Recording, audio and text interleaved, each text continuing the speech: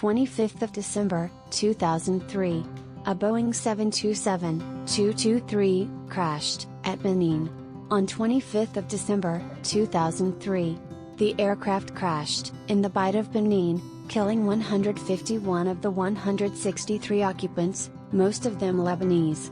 Flight 141 was flown by 3XGO and ex-American Airlines on the day of the crash.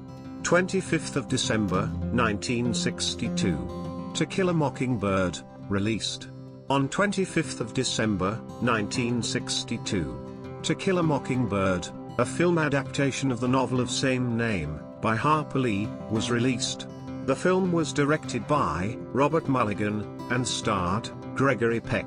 Gregory Peck won the Best Actor award for his performance in this film, in 1963 Oscars. On 25th of December, 1899, an American film and stage actor, Humphrey Bogart, was born in New York City, USA. His performances in classical Hollywood cinema made him an American cultural icon. He won the Academy Award of Best Actor for the film The African Queen in 1951. In 1999, the American Film Institute selected Bogart as the greatest male star of classic American cinema.